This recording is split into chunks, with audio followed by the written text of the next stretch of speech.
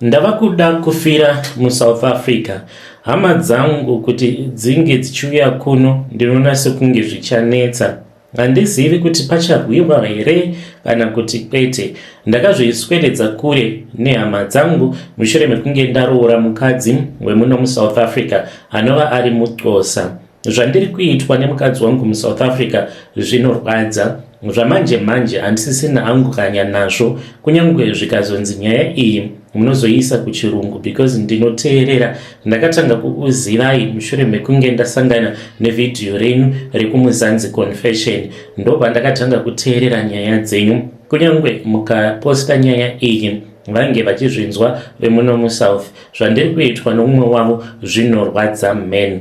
Zita rangu ndinoitwa Edward uye zvakare ndiri murume, ndine makore 52 years ekuberekwa, ndine mapepa akakwana ekugara munomu munyika yeSouth Africa. Ndiri muZimbabwe, ndigere kuno asi ndagara muno muSouth Africa kwemakore akawanda. Handichazivi kuti ndichararama nguva yakareba sei. Ndine yavanoti acute diabetes uye zvakare ndine high blood pressure uye ndakatobatwa nestroke katatu. Kubva mwedzi wapera muviri wangu mukoma ndiri kunzwa kuti nyama dzangu dzaneta zvishoma nezvishoma. Ndiri kuona ngirozi yorufu ichiswedera pamukova wangu ichindibugudzira ichiti nguva yakwana wena. Dzimwe nguva ndinototadza kutosimuka kuzvisimudza ndiri ndega pamubhedha. Ruoko rwangu rwekuright haruchina simba rakanyanyisa. Pandinofamba handikwanisi kufamba ndichikasikisa, ndinotofamba zvishoma nezvishoma. Vana chiremba vanoti ndinofanira kuti ndinge ndichirarama upenyu husina stress. Rafu yandiri kuitwa nemudzimai wangu inorwadza uye zvekare hakuna munhu angakwanisa kurarama asiri mustress agere muimba yakadaro. Ungatadza sei kuita stress kana imba yauri kuraramira uri mukati mayo ratongova gehena? Imba yaukashandira, imba yauri kuzosiyira mukadzi wako, of course nevana, but zvimwe kuda pano mumwe murume achazouya mushure mekunge ndafa. Ndo zvimwe zvinhu zvinondibata izvozvo, because respect kudivi remudzimai wangu hakuchina. Of course ndinozviziva kuti munhu zvikanzi unenge wanyanyisa kurwara chasara kufa naika, but mukadzi wako haafaniri kuti ange achizova open sezviri kuitwa nemudzimai wangu. Atori open zviya zvekutondiratidza kuti anonokerwa nekufa kwangu. Ndiri kunyora nyaya iyi kwauri mwana wekumusha nekuti unogona kundinzwisisa iwe. Ndiri kuona sekuti rufu rwangu rwava pedo, ende mukazonzwa zvichinzi mava neimwe imba isingagariki muno muSouth Africa, imba yakange imbori yemuforena.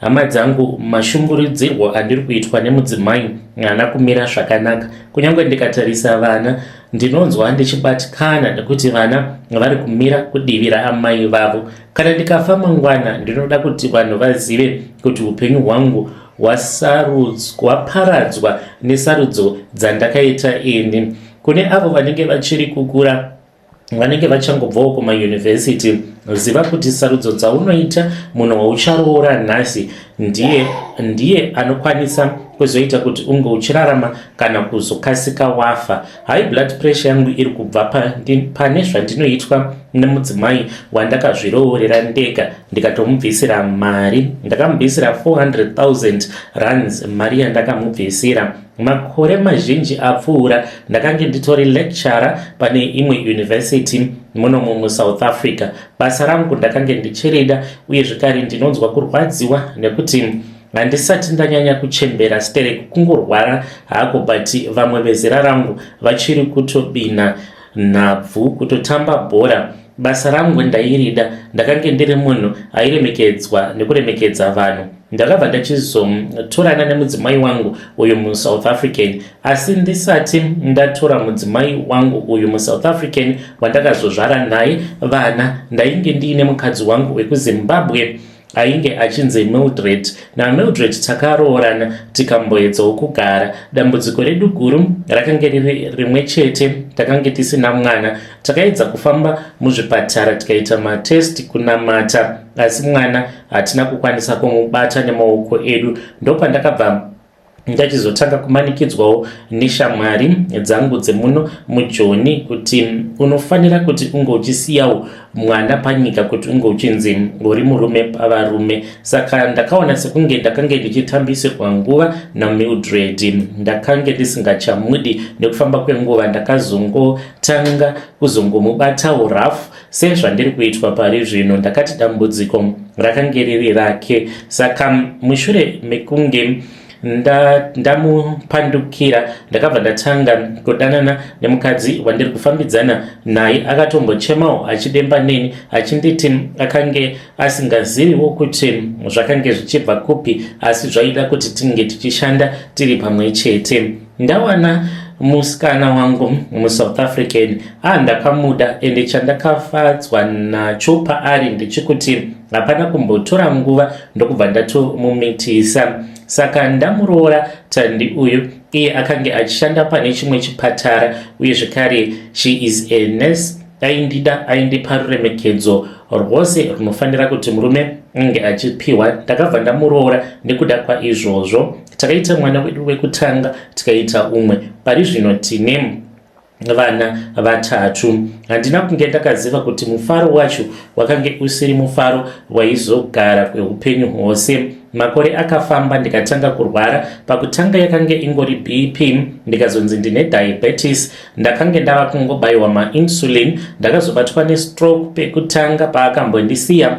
Akaita mwedzi wose ndisingazivi kuti ainge aripi, akazodzoka zvake kumba. Ndakadzokera kubasa mushure memwedzi mishoma.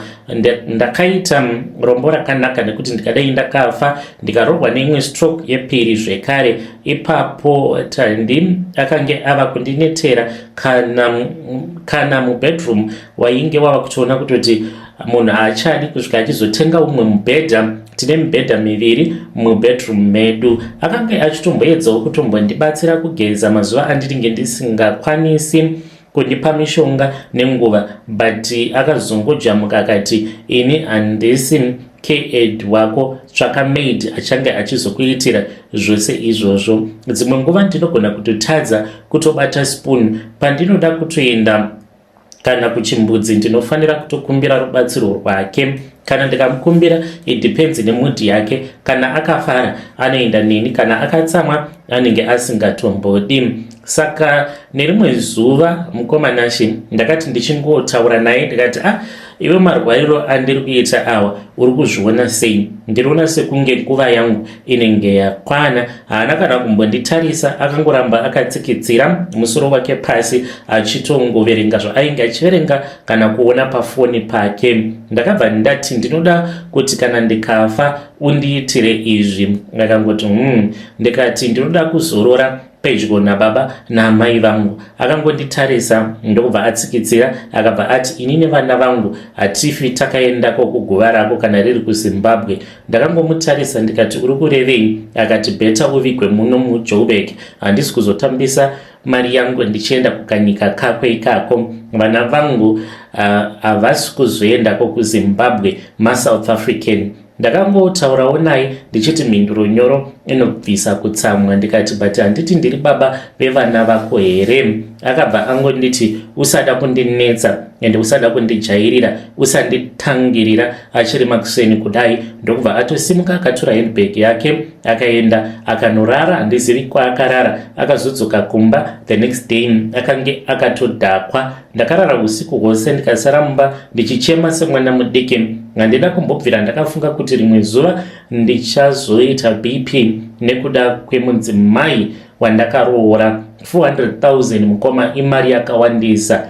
Musiku ihwoyo ndakazvibvunza kuti sei ndakaramba Mildred. Dai ndakaramba ndiine mudzimai wangu wekumusha, maybe ndikadai ndisina kuzosangana neurwere hwese uhwo hwandiri kusangana nahwo. Nhasi ndiri kurwara, ndiri kutya kufa mukoma, because iye haasi kuda kuti hama dzangu dzinge dzichiuya kuno. Akatotukana nehama dzangu, akabuda mugroup umo maainge akaiswa, akati vanondijairira, vanoswera vachindibvunza kuti ndichaita sei newe nekurwara kwauri kuita. hakuna vana mediclinic here, hatina medical aid here, vanofungidzira kuti ndiri muroi here inini ndokubva exita mugrupu. Hama dzangu, chinondityisa kupfuura rufu kufa ndichiziva kuti munhu wandinotoziva kuti ndichingofa anogona kutotanga kutopinza vamwe varume mumba.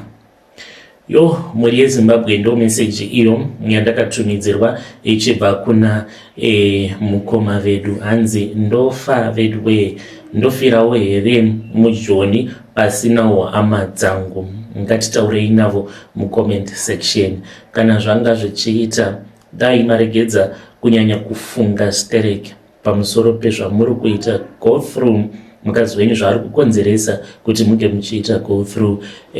Just focus on yourself, be happy, listen to the music that you love and focus on tomorrow. Hakuna chinokona neminamato. Try to pray at all the times, nekuti vana chiremba havazivi date rekufa kwenyu, Mwari ndivo vega vanoziva zuva ramuchafa. So don't think too much about it. Ngatitaurei navo mucomment section. Kana kuri kunziwa munenge muinawo confession enyu, maybe you have a chronic illness, unokwanisa kuuya kuinbox and share your story as well. Tozoposta pano pachannel life lessons amunenge muinawo. Rekedzei tibva taenda panyedu inotevera. Nyedu inotevera yakamira sekudai so. Hanzi mukomana Shimurisei, please post my story. Makaviko chitupa changu ndakawandisa mwana wemurume wangu uyo wakaita wemusango. Saka iko zvino zvindava kupandukirwa nehama dzake dzose, uye zvekare naamai guru, the previous wife, vava kuda kunditorera upfumi hwangu nekuti ndakawandisa mwana wemusango. Zvakaitika mukomana ndezvekudai, zita rangu muchanditi Nyasha. Murume wangu Tinashe akafa apo paakange aine 45 years. Murume wangu akaita mwana negirlfriend, but neniwo ndakange ndichiriwo girlfriend asi ndainge ndatozvara vana naye. Saka mwana wangu mukuru ainge atova ne3 years panguva yacho iyoyo. When I discovered about mwana uyo, murume ndainge ndamuda, saka akangonditi please chengetedza secret iyi. Ndikabva ndati hapana chakaipa, asi ngaende anochengetwa kudzinza raamai vake. Ndobva tachizobvumirana, ndakatoroorwa ndikatochata nemurume wangu, uye zvekare ndakabvuma kuti ndige ndichizochengetedza secret iyoyo.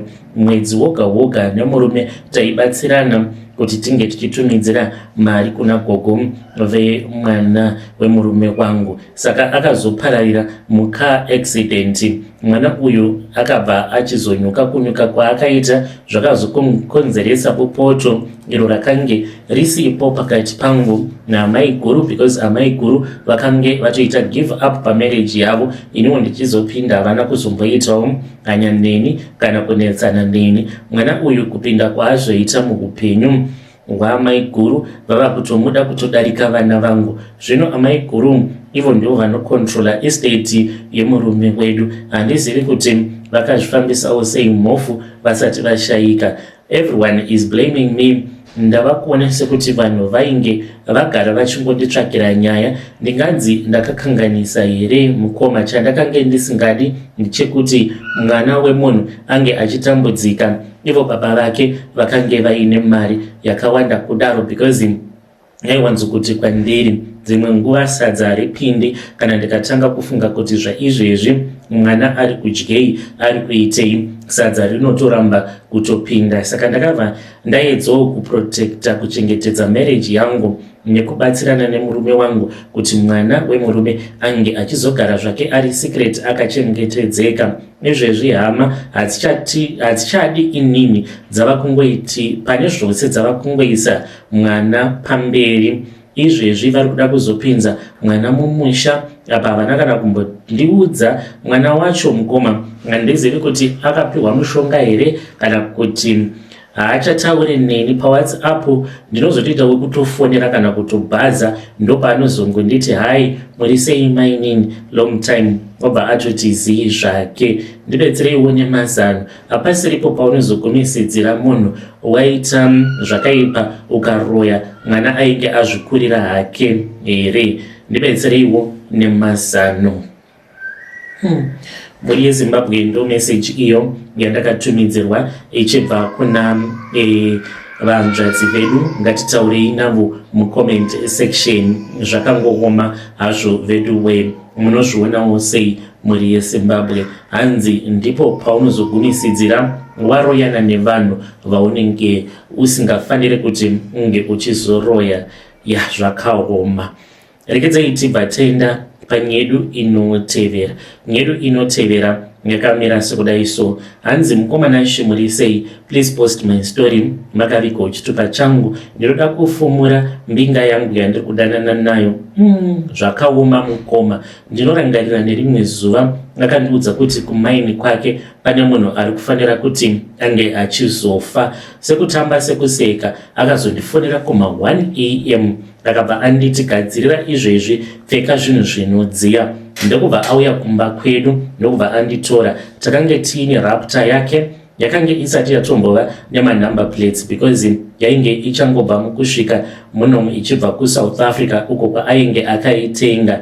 Takabva taenda kumaini kwandisingakwanisi kutaura kuti nechekupi. Tasvika kumaini kuya, takabva taenda kumaini but hatina kusvika padhuze nezvimatende zvavakomana vake. Ndokubva tatsvaka pekuwaridza chimasa, ndokubva anditi ndinge ndichirara. Ndarara pasi kudaro akanditi ainge achida kundipa mari, akati ndoda kukupa 1500 kuti mundibatsire something mai mwana. By then I was pregnant, mufunge zvenyu mukoma, ndichiitiswa mikodzo seidzodzo. Akati tiri kuzviita pachipostori saka hazvina kuipa. Aiva nembiya dzake 6 dzaainge ainadzo. 2 akandiisa kumusoro kwangu, dzimwe 2 akandiisa mudhuze nemuchiuno mangu umu, imwe kuright imwe kuleft. Dzimwe dzacho ndo dzaakazoisa kumakumbo kwedu. Takabva tatanga kurara tose. Tichirara tose kudaro, nhombo yangu ipapo yakange iri less than 3 months, but ndakatonzwa mwana ava kutotanga kutokika mudumbu. Panguva iyoyo patakange tichisika bonde, tapedza kuita saizvozvo maybe kuma 1 am takazoenda kudhuze nerwizi. Ndokubva anokanda mbiya idzodzo murwizi akaita chipostori chake. Ndokubva atora mvura akaenda neni futi kumaini ndikazogeza, but ndakangoburuka mumotikari ndokubva ndageza sikarudzi yangu, iyewo akageza yake. Ndokubva anwa mvura mushure mekunge aita chipostori chake. Akabva anditora akandiperekedza akandisiya kumba. Akazotondipa 2100 US yaakandipa akanditi ichengete, ndo mari yandakazoshandisa pakutenga preparation yemwana. Mwana ava kutokambaira zvaizvezvi. Mukoma vanhu vakazofa, pane munhu akazodhirikirwa nemugodhi ndokubva achizofa. Papera kuda about 2 months akandifonera achifara chaizvo. Ndakamubvunza kuti sei ainge achifara, ndokubva andiudza kuti akange audzwa nevakomana vake kuti vainge vabata mari, vakange vatobata vein bhandi remari. Mukoma akabva achizototenga mamwe maRaptor. Ndikataure hangu namba yemotikari dzaakazotenga ipapo. Aingoita zvokungopa vanhu magifti, akatopa vamwe pasta chipo chemotikari. But chipostori chaakaita mukoma ipapo handina kuchinzwisisa kusvika pari nhasi. Handitokwanisi kuti ndige ndichichinzwisisa kuti chipostori chemhando yakaita sei. Ndichizosvika pakuzonozvara zvangu mwana wangu, mukomana ndaitofungidzira kuti mwana mwandainge ndakatakura chakange chiri chirema. You know why? Ndaiti dzimwe nguva kana ndakarara ndaigona kungorota ndiri muchipatara, but ndiri muchipatara kudaro ndaibva ndazviona ndiri kusection kunenge kuine vakadzi vanenge vazvara vana vari maDown syndrome. Ndakatomboda kubvisa nhumbu yacho because ndakange ndiine fear yakanyanyisa kuti ndichazvara mwana anenge aine urema. Ndava kuda kuenda kunozvara, akatouya nemushonga waakandipa akanditi ndige ndichinwa. ndakazosvika kuchipatara ndava kutonzwa kuti mwana anenge ava kutoda kutobuda. Handina kana kumborwadziwa nelabor. Mbinga yangu ndinoitya, kana kutoiramba ndinonzwa ndichitya kuti ndinogona kuramba munhu akazotondiremadza kana kundiuraya sezvandakaona achiita vanhu vanomushandira kumaini kwake. muyeZimbabwe ndo message iyo yandakatumidzirwa ichibva kune mwanasikana uyo mucomment section.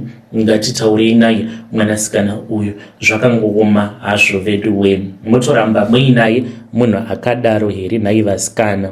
muyeZimbabwe ndo message iyo yandakatumidzirwa ichibva kune mudiwa muteereri wedu. Ngatitaurei navo mucomment section. Zvakangooma hazvo veduwe. Kuramba makagara navo madzibaba venyu ivavo, ko kana mangwana vakazokupandukirai. Ngatitaurei naye mwanasikana uyu mucomment section. Rekedzei tibva taenda nyedu inotevera. Nyedu inotevera yakamira sekudai so. Hanzi mukoma muri sei? Please post my story makaviga chitupa changu. Ndiri kunzwa sekunge ndiri zidzenga chairo sezvandakaudzwa nehanzvadzi yangu, my eldest sister.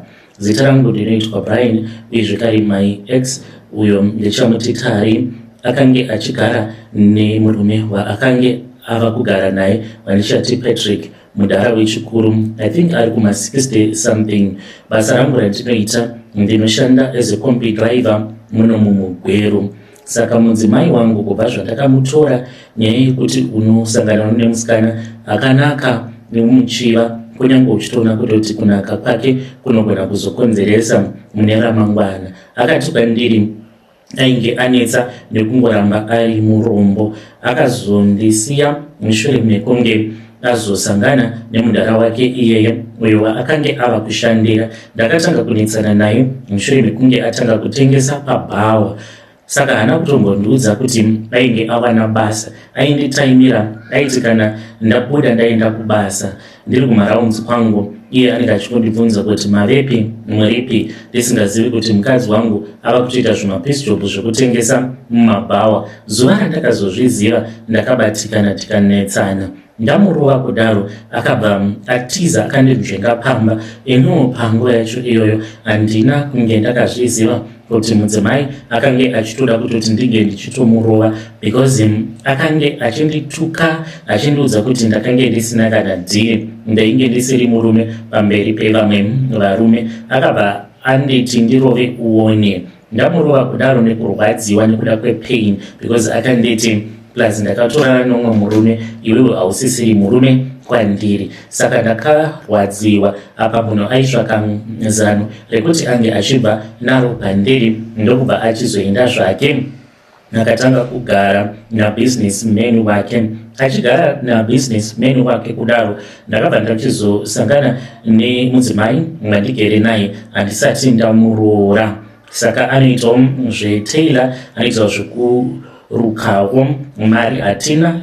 Ipapo pandakasiyiwa naTari ndichiri, ndipo pandichiri nanhasi uno. Saka ndawana munhu wangu tikatanga kugara tose. Mwana hatisati tava nemwana, hamenowo kuti chii chiri kuitika. Saka Tari akabva adzoka kwandiri akanditi haasi kufara. Ndikati hausi kufara sei? Nekuti wakati munhu wako ane mari. Akati mubedroom hakuna, munhu anotozvirwarira zvake, haana kuda kundibudira pachena. Ndakabva ndati saka inini ndinopinda papi? Ndokubva ati kwandiri, nekuti ndive baba vevana vangu. Ndakabva ndangobvumawo ndikabva ndadanana naye. Ndadanana naye ndakabva ndachizodzinga mudzimai vandigere naye zvaizvezvi. Ndikamuti shamwari, munhu wangu adzoka. Ndokubva ndatomutora tikatanga kugara tose. Tari akabva andibira suitcase rakange riine hembe idzo dzandainge ndakahodha muHarare ndichiti ndoitawo ndichitengesa.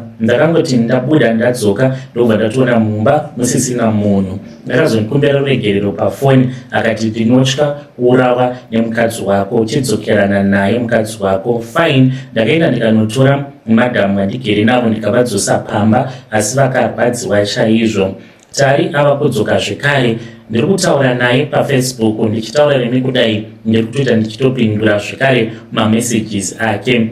Ari kuti Brian nderegerere, ndoda kudzoka kwauri nekuti ndiwe murume wangu chaiye. This time kunyange zvikanzi tazotambudzika zvinenge handipofi ndakakutiza kana kukubira, asi chibvisa munhu wako muupenyu hwako, nekuti ndiye akangondimisa kuti ndinge ndichikupa rudo rwako rwemachokwadi, love yaunodeserva umwe wangu. Handichina rekuronga ini, ndinoda kuti mhuri yeZimbabwe munge muchindibatsirawo nawo mazano. Mhuri yeZimbabwe ndo message iyo yandakatumidzirwa ichibva kuna mukoma vedu, ngatitaurei navo mukoma Brian mucomment section. Zvakangooma this time, kangogara maita mistake yekudzinga mukadzi wamugere naye, asi vaikuti kana iye wokusaidi kwake zvinenge zvatovharana. Shuwa munhu ombodzoka odzokera kumurume wake odzoka futi pamwiri, ngaangoita decision yake iye tari wenyu uyu, mongosiyana naye because zvinozokunetsai mune ramangwana. Ngatitaurei navo mukoma vedu ava mucomment section. Rekedzai tibhatenda panyedu inotevera. Nyedu inotevera yakamira sekudai so. Hanzi mukoma Nashin, please post my story makaviga chitupa changu. Izvi ndo zvatakaitirwa na Bamukuru Clever. Bamukuru ava vakatengesa munda ngwedu watakange takapiwa navatezvara vangu tiri kuSouth. Saka tadzoka pamba patova nevamwe vanhu vari kugarapo. Saka Bamukuru vari kuti nyaya iyi, let us not take it any further because munogona kuzondisungisa. Vanhu vakavaka 3 room dzavo pamunhanga wangu, munda kurima vakatorima. Tine zvikonzerowo mukoma zvakakonzeresa kuti tisakwanisa kunge tichidzoka kuSouth, tozongodzokawo tava kutiza. Ini ndainge ndiine asylum, saka takange takaudzwa kuti vanhu vane maasylum kana ukangogara wayambuka bhodha ukazobatwa asylum rako rinenge ratodhakwa. Asylum rangu randakange ndiinaro inini rakange ratova nemakore, tainge tichitoudzwa kuti tinogona kuzototora zvitupa. Taiti kana tawana zvitupa tochinjawo upenyu hwedu. Saka nemurume wangu takagara kwemakore anotonyadzisa kutaura pano, nekuti vanhu vanokwanisa kuzotseka kana kutadza kutondibatsira. Saka ivo Bamukuru ava vaona kuti tagarisa tiri muSouth, zvimwe kuda vakangofungidzira mupfungwa dzavo, havana kuda kutanga vatibvunza kuti naimi zvamava vekujoni kuno muchadzoka here. Dai vakatanga vatibvunza tingadai takavaudza kuti takange tiine urongwa hwakaita sei. Saka munhu uyu tigere naye mukoma, isuwo tava kutoda kutotanga kutorova zvitinha zvedu. Mubvunzo wangu mukoma unoti, kana nyaya iyi tikamboisendeka zvaizvezvi mune ramangwana hazvizonetsi here? Because ivo Bamukuru vakati tinogona kubatsirana totenga fenzi tofenza pakati pechivanze kutoratidza kuti patova nemastendi maviri. Ko pakunorima ivo vari kuti munhu uyu achazotsvakirwa kwake kwekurima naSabhuku, nekuti vakaita madhiri naSabhuku.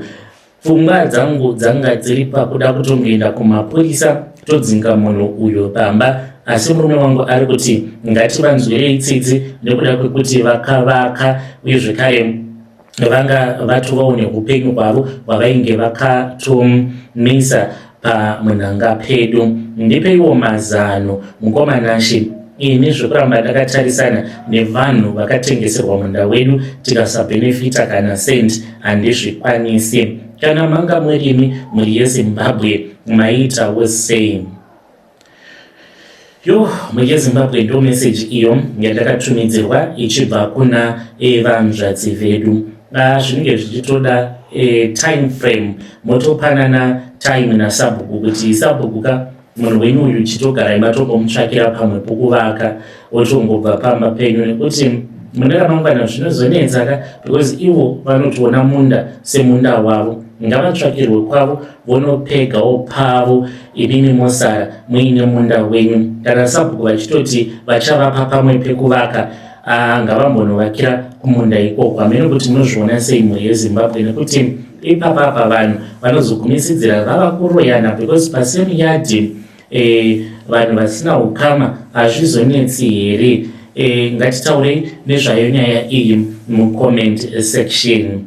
Vadiwa vateereri ndo mamessages avo atanga takakubatirai. Ngatisanganei zvekare mune zvimwe zvirongwa zvinotevera. Ndichida kungokutendai kune vose avo vanoona episode ose atinoposta zvekare nekukomenta nekulika. Thank you very much. Until we meet again next time.